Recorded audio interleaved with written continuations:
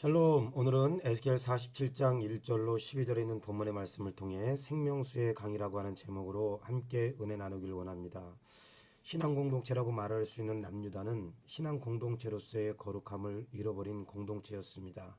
예레미야 2장 13절의 말씀과 같이 신앙 공동체인 유다 백성들이 하나님 앞에 저지른 두 가지 죄악은 하나님을 버린 것입니다. 그리고 이방 나라와 우상을 하나님보다 더 섬긴 것입니다. 그 결과 예레미야 6장 13절 이는 그들이 가장 작은 자로부터 큰 자까지 다 탐욕을 부리며 선지자로부터 제사장까지 다 거짓을 행함이라. 남유다는 총체적으로 타락했습니다. 들어야 할 말씀은 듣지 않고 또 지켜야 할 언약은 깨뜨려 버리고 마음에 새겨야 할 말씀은 마음에 새기지 않았고 죄를 가볍게 여겼습니다. 오죽했으면 칼에 비유한 바벨론을 들어서 당신의 백성을 침략하게 하시고 도저히 함께 하실 수 없어서 성전을 떠나셔야만 했습니다. 하나님이 떠난 유다 공동체는 죄악만이 가득했습니다. 이와 같은 유다 공동체, 신앙 공동체에 다시 하나님의 임재하심을 말씀하는 성전을 세우시고 언약 백성들을 정결케 함으로 다시 하나님 존전에 나올 수 있도록 회복시켜 주셨습니다.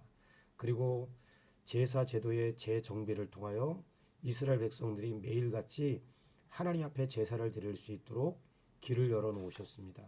그 결과 나타난 변화를 하나님은 어떻게 보여주셨는가? 1절 이하에 그가 나를 데리고 성전 문에 이르시니 성전의 안면이 동쪽을 향하는데 그 문지방 밑에 물이 나와 동쪽으로 흐르다가 성전 오른쪽 제단 남쪽으로 흘러내리더라. 그가 또 나를 데리고 북문으로 나가서 바깥길로 꺾여 동쪽을 향한 바깥문에 이르기로 본즉 물이 그 오른쪽에서 스며나오더라. 그 사람이 손에 줄을 잡고 동쪽으로 나아가며 천척을 측량한 후에 내게 그 물을 건너가게 하시니 물이 발목에 오르더니 다시 천척을 측량하고 내게 물을 건너가게 하시니 물이 무릎에 오르고 다시 천척을 측량하고 내게 물을 건너가게 하시니 물이 허리에 오르고 다시 천척을 측량하시니 물이 내가 건너가지 못할 강이 된지라. 그 물이 가득하여 헤엄칠 만한 물이요 사람이 능히 건너지 못할 강이더라. 성전 동쪽으로부터 작은 물이 흐르기 시작하는데 이 물이 결국은 발목에 이르고 무릎에 이르고 허리에 이르며 건너지 못할 강이 되고 헤엄칠 만한 물이 되었습니다. 그런데 성전으로부터 나온 이 물이 흘러가는 곳마다 어떤 역사가 일어났는가? 8절 말씀에 보면 그 바다의 물이 되살아나리라. 9절 말씀에 보면 이르는 곳마다 번성하는 모든 생물이 살고 또 고기가 심히 많으리니 바닷물이 되살아나겠고 10절 말씀에도 또 이 강가에 어부가 설 것이니 엔게디에서부터 에네글라임까지 금을 치는 곳이 될 것이라. 또 그 고기와 각기 종류를 따라 큰 바다와 고기같이 심히 많으려니와 12절 강 좌우가에는 각종 먹을 과실나무가 자라서 그 잎이 시들지 아니하며 열매가 끊이지 아니하고 이처럼 성전으로부터 나온 물이 흘러 들어가는 곳마다 한마디로 성전으로부터 나오는 물이 흘러가는 곳마다 되살아나고 번성하고 풍성한 열매를 맺게 했습니다.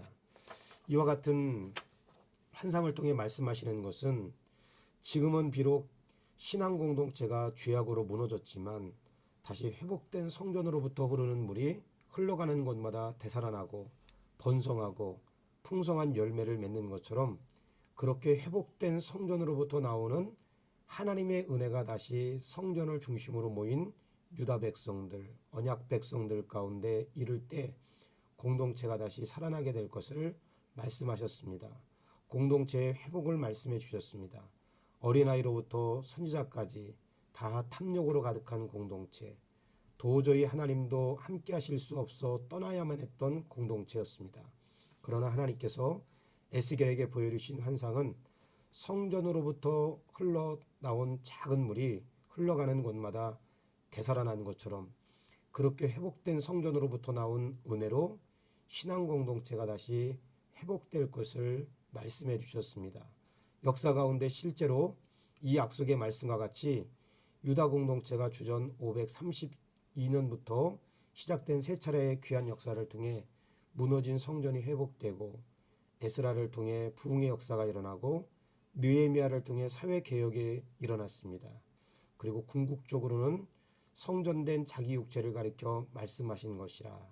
요한복음 2장 21절의 말씀처럼 성전이신 예수님으로부터 나오는 생명의 말씀이 들어가는 곳마다 변화와 회복의 역사가 일어났습니다. 이와 같은 말씀이 왜 에스겔 시대나 예수님 시대에 적용되는 말씀이겠습니까?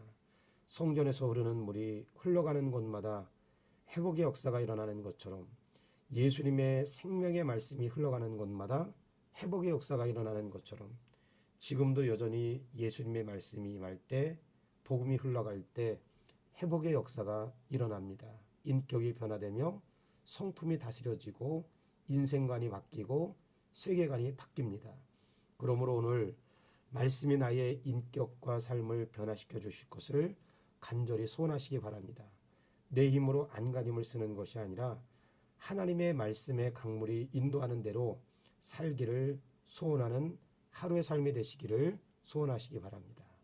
기도하겠습니다.